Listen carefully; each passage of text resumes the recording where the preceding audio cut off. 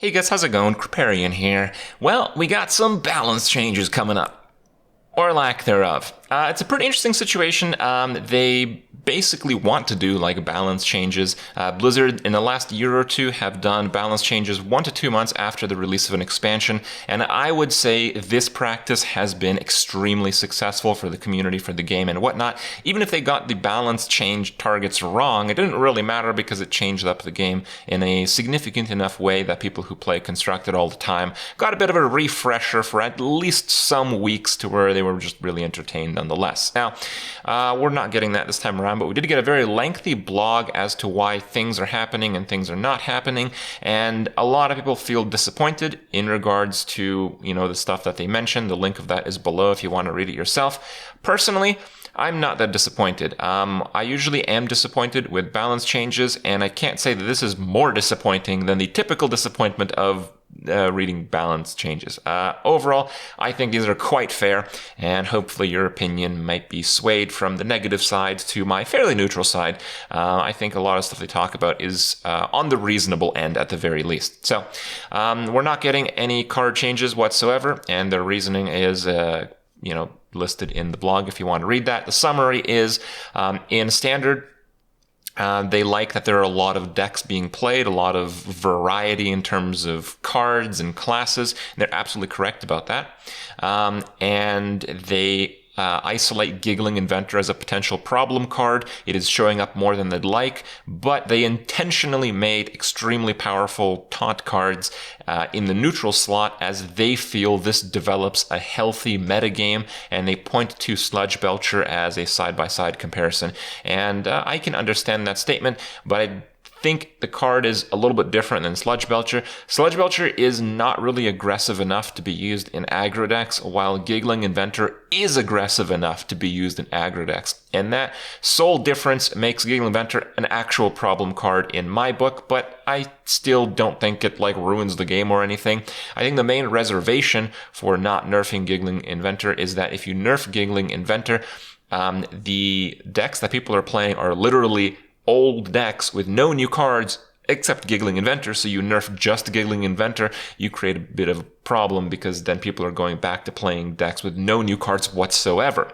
So yeah, okay, I can understand where they're coming from. My approach when I made kind of like my theorized balance changes a few weeks ago was to nerf a number of things, and including Giggling Inventor on that list, to hopefully create a situation where the current old deck plus Giggling Inventor archetype isn't very good anymore and people are actually playing new decks. So yeah, I'd rather them do that, but I don't think it's that big of a deal. There are a decent number of decks being played right now. For pro players, it took 3 weeks to get kind of a stale experience in Constructed, and honestly, that is pretty good. We really have to take note of how things were done in the past. I typically get bored of Constructed 1 or 2 weeks in, and 3 weeks is a pretty good marker in my mind. I don't think there are any big problems in the Standard meta. I don't play Standard very much anymore, but I did have quite a bit of fun my first month, and that is exceeding my expectation of Standard. We have other, community members talking about how Standard is absolute garbage right now and all that. Well, look, it's always pretty bad after a month. You know what you can do? You can play Arena. You know what? Arena is actually really good right now, and I'll talk about more of that in a second. They talk about Wild. They say that in Wild, they don't know if they want to make any changes. Currently, Wild highlights very similar decks to Standard on a higher power level.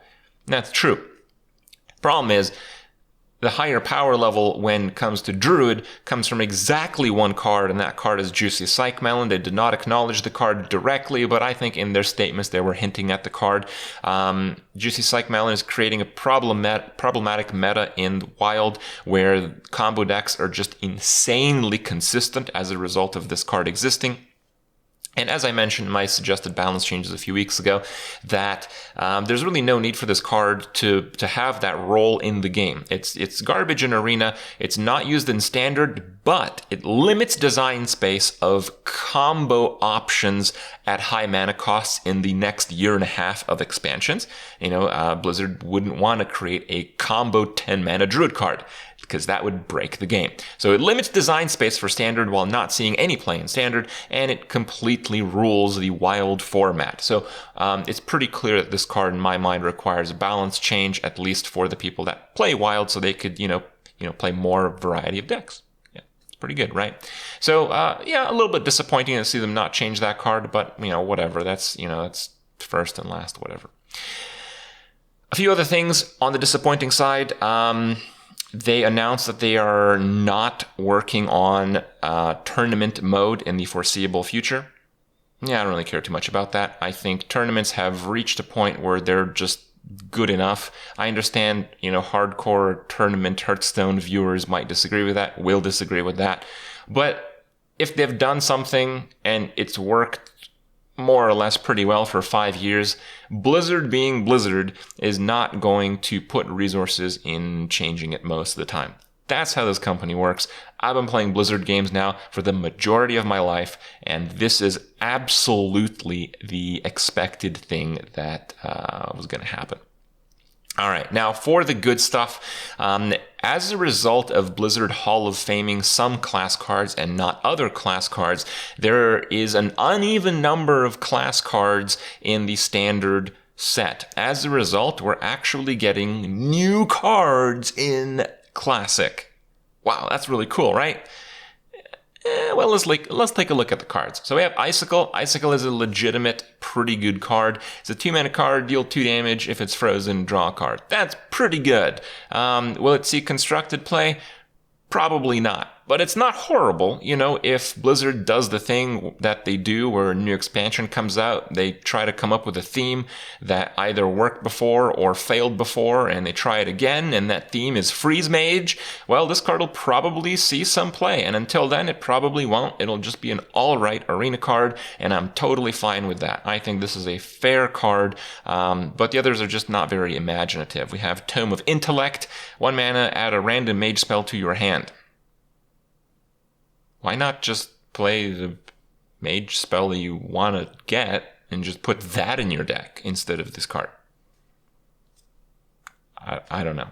It's kind of confusing. Their reasoning is that they want these cards to be accessible to new players so they can experience cards that they don't have. Sure. But they also suck. So, I don't know if I like the sucky part of these cards. Call the Void, same thing for demons. Demons are generally a bit better, but again, you're going to be hard-pressed to find great value out of this card as well, so And the Rogue one, Pilfer, we have a Reno on it, so that's kind of cool. Add a random card to your hand from your opponent's class. This one's generally a little bit better because you're going to land on actual crazy cards, actual cards that you couldn't otherwise put in your deck, and it works with the Burgle theme that didn't get quite a lot of love, but yeah, you look at this and then you have like Swashbuckler that used to pull out like patches and enable, further pirate synergy and cold blood plays, and Pilfer is just a lot worse. But, it's still the better of the 3. So those are the 4 new cards. Will they change the game in any way, shape, or form? No, they will not. Wild, no way. In Standard, maybe Quest Mage or something, and maybe the future of some kind of freeze archetype for Mage, maybe, like really a stretch, maybe. In Arena, yes, these cards are going to be fair, and they're going to create some cooler experiences. They are extremely high variance, extremely high random cards. Normally people say that I hate those cards, because I do, but they are low power level high random cards, which means that not a lot of people are going to be playing them, which means it is actually going to be an unusual experience when these cards are played and they get a good result. So in terms of the arena experience, I'd say these cards are great. Not 10 out of 10, but like 7.5, maybe 8 out of 10. They're all right. They're pretty good. And I basically want to touch upon that. A lot of people are going to see these balance changes and be like, wow, so I don't really like Constructed very much right now, and they're not doing very much, so, that kind of sucks. And, I'm with you on that, but I'd like to talk about another game mode that you may not be familiar with. It's called Arena Mode. Arena Mode right now, it's pretty good. It's like really good. Like, I get a lot of comments that's like, oh man, Kripp, how can you play Hearthstone right now? It's just like Odd Rogue and Odd Pal. And it's like, dude, I play Arena most of the time. And Arena's great. Like, Arena's great. In the last expansion, Blizzard changed Arena like every 2 weeks, trying like a whole bunch of different crap, and half that stuff was awful. But they landed on a spot, and the spot that we're in right now, since the start of the expansion, is pretty damn good. Results are very consistent. I'm not getting 12 wins like as often as I'd like. How often would you be happy with 12 wins? I want 12 wins every run, right? But like most of my arena runs are going like between 5 and like 9 wins. So it's a very narrow range. Right now, playing Arena gives you a consistent experience. You can actually use your ability to play the game, your knowledge of the game, and translate that into results often enough that you will be satisfied with your performance.